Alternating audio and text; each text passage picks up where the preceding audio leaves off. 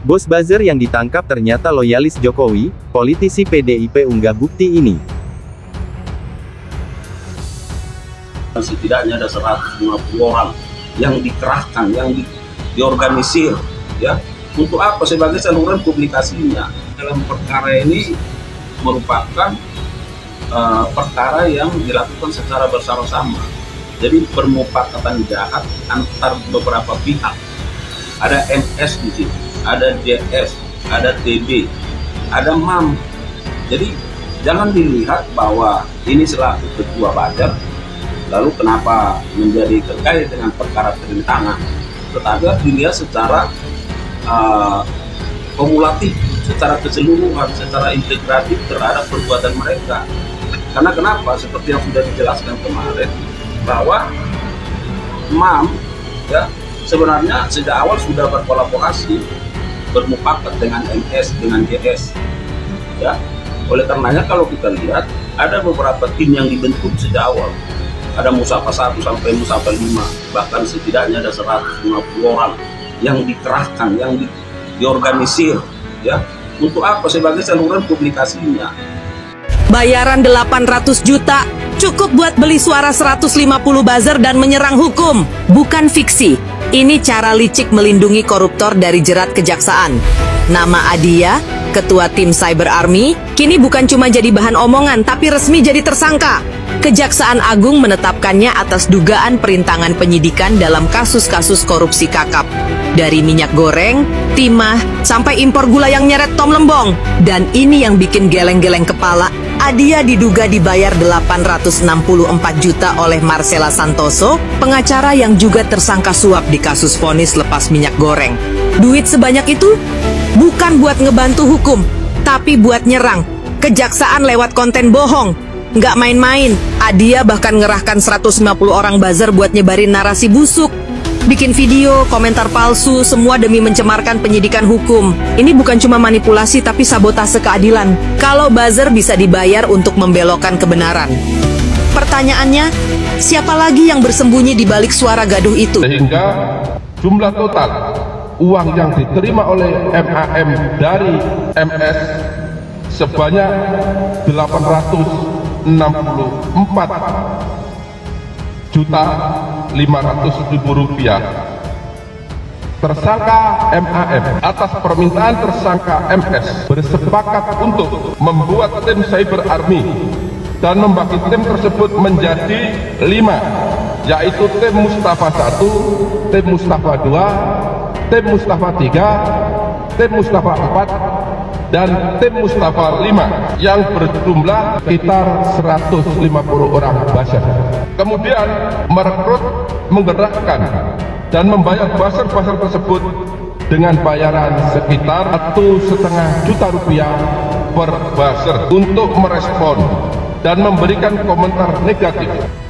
Ditangkapnya buzzer RP Adia Muzaki semakin memperjelas bahwa selama ini kita benar-benar dipermainkan oleh buzzer-buzzer RP. 10 tahun ini buzzer RP demikian luar biasa memframing opini. Salah satunya adalah memframing kinerja Jokowi yang seolah-olah berhasil padahal gagal total. Bahkan saya bisa mengatakan dengan cukup jelas berdasarkan data-data yang saya ambil dari data-data primer bahwa Jokowi adalah presiden paling gagal sepanjang pasca reformasi.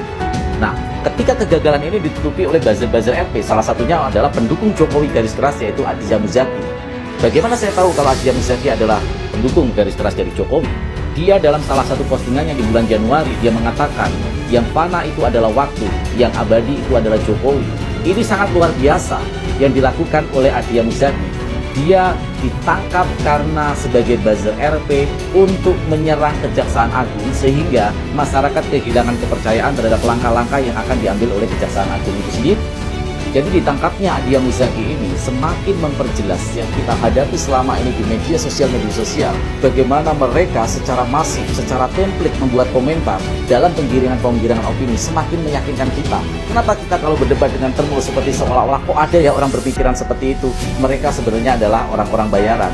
Karena kalau yang mendukung Jokowi yang tidak mendapatkan bayaran, dia akan mudah untuk menerima data-data dan akan paham dan sadar bahwa ya selama ini mereka lakukan dengan mendukung tanpa membabi buta kita adalah suatu kesalahan hanya karena berdasarkan fanatisme buta, bukan karena pengetahuan, literasi, ataupun data-data yang komprehensif. Salah satu contoh dari data dari BPS, dari Kemenku, Bappenas, ataupun lain-lain. Jadi, teman-teman, ini semakin meyakinkan kita bahwa yang selama ini digembar-gemborkan oleh pendukung Jokowi bahwa mereka adalah orang-orang mayoritas, itu adalah bohong belaka. Suara pendukung Jokowi sebenarnya terimplementasi dari kemarin ketika mereka melakukan demo RUU perampasan aset di DPR. Yang datang ternyata hanya 200 ekor ya. 12-nya itu adalah tukang cendol, tukang gorengan, dan lain-lain, teman-teman. Jadi sekarang kita tahu bahwa mereka sebenarnya adalah buzzer-buzzer bayaran. Pantesan mereka berkomentar selalu dengan template. Bahkan narasi-narasi mereka nggak masuk akal. Jadi teman-teman, sekarang kita bangga berada di garis yang kita hadapi ini, yang kita perjuangkan ini. Dan ingat sekali lagi, kita bangga sebagai oposisi. Kau pernah nggak ditawarin untuk jadi buzzer, untuk bicara hal-hal yang optimis tentang kondisi negara? Nggak pernah mau kalau dikasih titipan yang membelokkan fakta. Nggak mau, kalau bisa ditawarin 1M, 2M gitu, masa nggak mau? Nggak. Hari gini Raymond, yang mau dengan uang sebanyak apapun, udah bukan masalah angka lagi. Tapi itu bikin aku nggak tenang gitu loh. Ya, paling gede tuh pernah ditawarin antara 6 sampai 8M dalam 6 you bulan. kidding me? Tapi bukan aku doang waktu itu, diminta, tapi aku disuruh ajak beberapa kreator-kreator lain. Ya apa? Kira-kira mengarah kemana? Bicara tentang yang positif-positif? Positif-positif, tapi why-nya ya buat pembersihan nama, untuk mengubur fakta-fakta yang sebenarnya memang fakta menurutku, tapi jelek. Nah, itu aku nggak terima. Kamu nggak mau? Enggak, karena jujur tuh ada dua versi. Mengatakan apa yang benar, tapi tidak menyembunyikan apa yang salah. Itu udah masalah etika, dan itu pun aku nggak terima. Itu jadi benar-benar prinsip integriti kamu? Yes. Wow. Pernyataan lama Muhammad Adia Muzaki MAM tersangka kasus korupsi yang disebut sebagai bos buzzer dan baru-baru ini diamankan Kejaksaan Agung, kembali mencuat dan menuai sorotan.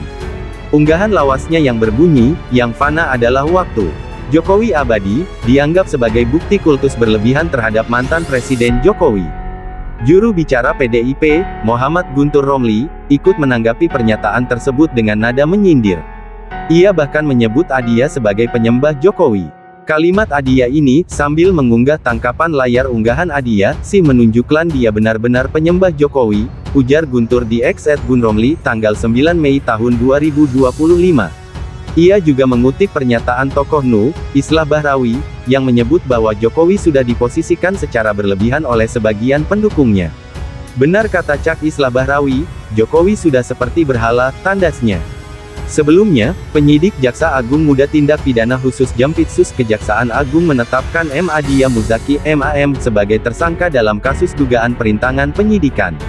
MAM ditahan usai diduga kuat terlibat membentuk jaringan buzzer yang menyebar narasi negatif untuk melemahkan kredibilitas Kejaksaan Agung.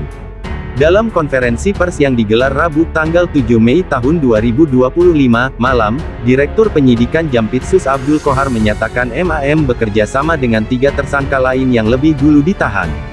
Masing-masing diantaranya Advokat Marcella Santoso MS, Junaedi Saidit, JS, dan Direktur Pemberitaan Nonaktif JAK TV, Tian Bahtiar TB. Tersangka MAM selaku Ketua Tim Cyber Army dibentuk untuk menyebarkan narasi negatif terhadap Kejaksaan Agung, kata Qohar. MAM disebut turut menghalangi proses penyidikan dalam 3 perkara besar dugaan korupsi di PT Timah, kasus impor gula, serta suap dalam penanganan ekspor crude palm oil CPO. Ia diduga membuat dan menyebarkan konten yang merusak citra lembaga kejaksaan melalui berbagai media sosial dan situs daring. Untuk menjalankan operasinya, MAM membentuk 5 tim buzzer yang dinamai Mustafa 1 hingga Mustafa 5 dengan total 150 orang. Mereka dibayar 1,5 juta rupiah per orang untuk memberikan komentar negatif dan menyebarkan konten yang dibuat oleh Tian Bahtiar, ungkap Qohar. Dari kegiatan ini, MAM disebut menerima dana sebesar Rp864.500.000. Dana tersebut digunakan untuk merekrut, mengorganisasi, dan membayar para buzzer yang dijuluki tentara siber. Atas perbuatannya, MAM dijerat pasal 21 UU Pemberantasan Tindak Pidana Korupsi yang telah diperbarui menjadi UU No. 20 tahun 2021 junto pasal 55 ayat 1 pertama KUHP. Saat ini, MAM ditahan di Rutan Salemba Cabang Kejaksaan Agung selama 20 hari ke depan untuk kepentingan penyidikan.